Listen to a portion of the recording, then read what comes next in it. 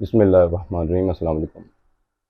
आपने शायद ये ऐड टीवी में देखा होगा जिसके अंदर एक बाप दिखाया है जो कि बाकायदा अपनी बेटी को लेके जा रहा है क्रिकेट बैट खरीदने के लिए ताकि फ्यूचर में उसकी बेटी क्रिकेट खेल सके। और उस लड़की को बहुत ज़्यादा मोटिवेट भी किया जा रहा है, दुकानदार भी कह रहा है कि बेटा बड़ी होके इस क्रिकेटर की तरह बनना। और एक पाकिस्तान का इंटरनेशनल क्रिकेटर भी बाकायदा उसके अंदर दिखाया गया है कि लड़की को मोटिवेट करने के लिए आया हुआ है। लेकर तो आया हूं अपनी बेटी को। जीती रहे बड़े होकर बिस्मा मारूफ बनोगे। आए बनाएं लड़कियों के लिए और क्रिकेट रोल मॉडल्स। शुरू करो अपनी इनिंग्स। आए अपने घर से स्टार्ट करें। बज़ाहिर तो ये बहुत मासूम सी चीज़ लग रही है, लेकिन जब आप पढ़ेंगे डिटेल में तो आपको पता लगेगा कि ये तमाम कुछ जो किया जा रहा है वो पाकिस्तान में होमोसेक्सुअलिटी को फैलाने के लिए किया जा रहा है। ये किस तरह से होता है, पहले आप थोड़ा सा समझ लें। देखें, अल्लाह ताला ने औरतों को और मर्दों को मुख्तलिफ बनाया है। जिस्मानी तौर पर भी मुख्तलिफ बनाया है और दिमागी तौर पर भी मुख्तलिफ बनाया है।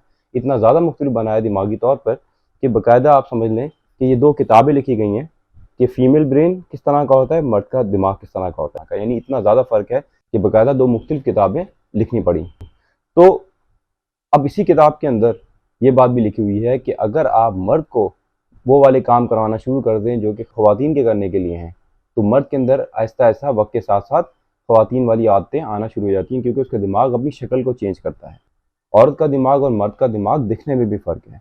अगर आप ये क्लिप देखें, इसमें बाकायदा ये बताया गया है कि ये है एक मर्द का दिमाग, ये है एक औरत का दिमाग और ये भी एक मर्द का दिमाग है। क्या मतलब ये भी एक मर्द का दिमाग है? This is a female brain and a male brain. One thing that everybody agrees on, and that is that men's brains tend to be larger than women's brains. But we have to remember that there is an enormous amount of variation within each sex as well. Here's an example. So this is also a male brain. कि आम तौर पर ऐसा होता है कि मर्दों का दिमाग मर्दों जैसा होता है और ख़वातीन का दिमाग ख़वातीन के दिमाग की तरह होता है। कुछ इश्यूज़ की वजह से औरतों का दिमाग मर्दों की तरह और मर्दों का दिमाग औरतों की तरह हो जाता है। ये पैदाइश के वक्त होता है।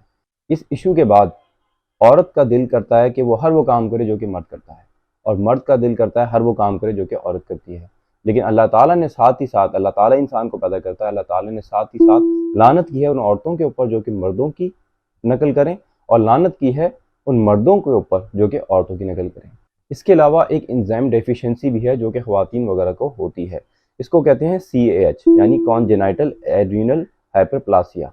ये 10,000 बच्चों में से सिर्फ एक बच्चे को होता है। इसका मतलब ये हुआ कि अगर दुनिया की पॉपुलेशन अरबों में है तो हज़ारों या लाखों लोग होंगे जिनके अंदर ये एंजाइम डेफिशिएंसी है। इस एंजाइम डेफिशिएंसी से होता क्या है, औरत का हर वो काम करने का दिल करता है जो कि मर्द के करने का है। तो अल्लाह ताला ने क्या किया है कि अल्लाह ताला हमारे इम्तिहान लेने के लिए क्या करता है कि कुछ लोगों के घर में ऐसी औरतें पैदा कर देता है कि जिनका दिमाग या तो मर्दों जैसा होता है या उनके अंदर ये एंजाइम डेफिशिएंसी होती है। अब अगर कोई लड़की इस तरह के रुझाना शो करे कि नहीं, उसको बाइक चलाने का शौक है, उसको क्रिकेट खेलने का शौक है, तो ये एक साइन होता है कि इस लड़की में थोड़ा सा इशू आ रहा है। तो इसका तरीका क्या है? इसका तरीका ये नहीं होता कि आप उस लड़की की ख्वाहिशात को पूरा करना शुरू कर दें, क्योंकि लड़की की जब उम्र कच्ची होती है तो यही वो वक्त होता है जब उसका ट्रीटमेंट किया जा सकता है। तो इस मसले को इस तरह से समझें कि मिसाल के तौर पर अल्लाह ताला आपको एक ऐसी बेटी अता फरमाए जिसके चेहरे पे दाढ़ी आ जाए। अब आपके पास दो ऑप्शन होंगे।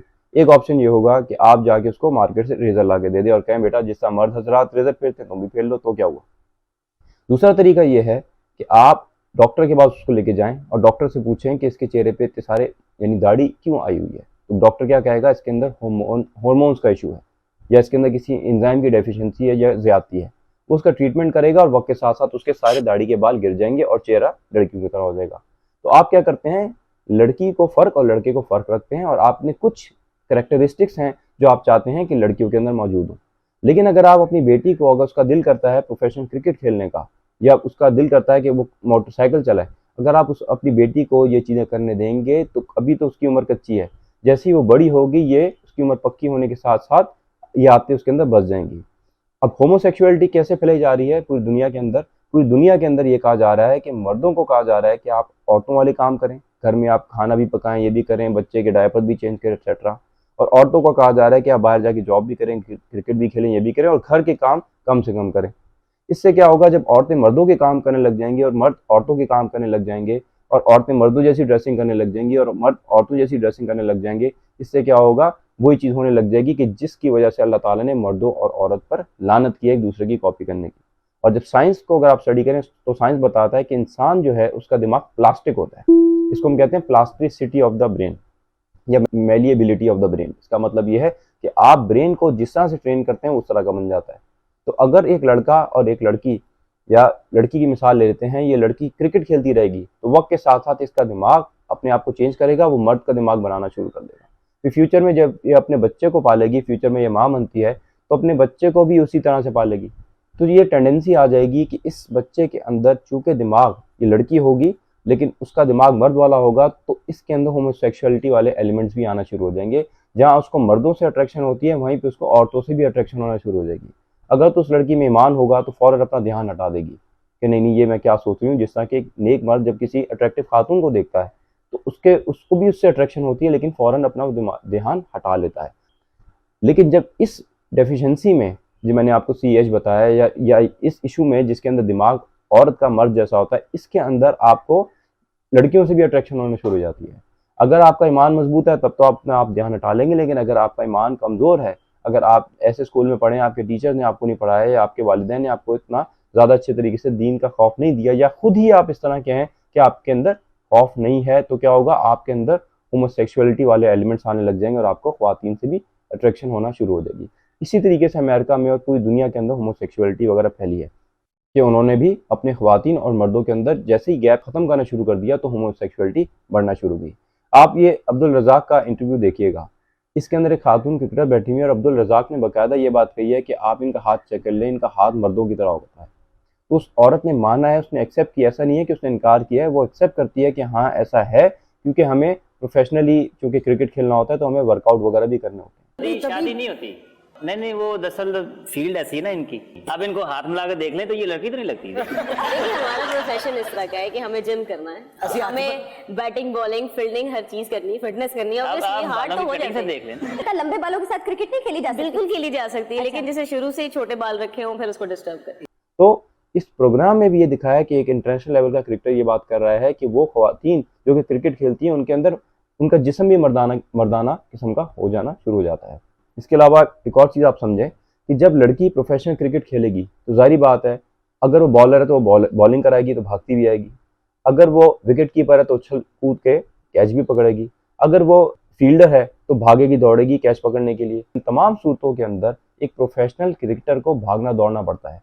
अल्लाह ताला ने ख्वातीन को मना किया है कि अपने पाँव को इस तरीके से ज़ोर से ज़मीन पर ना मारें कि उनकी बॉडी जर खाए। इस चीज़ को अल्लाह ताला ने मना किया है क्योंकि ये चीज़ मर्दों के लिए सेक्सुअली अराउजिंग होती है। अब ख्वातीन जब इस तरह से करती हैं गुनाह तो उनको मिलता ही मिलता है, लेकिन इसके साथ साथ ये होता है कि जब खातून को ये पता हो कि मैं इस तरह से एक काम कर रही हूँ और लोग मुझे देख रहे हैं और वो कह खैर है देखते रहें, इससे क्या होता है कि लड़की में झिझक खत्म हो जाती है।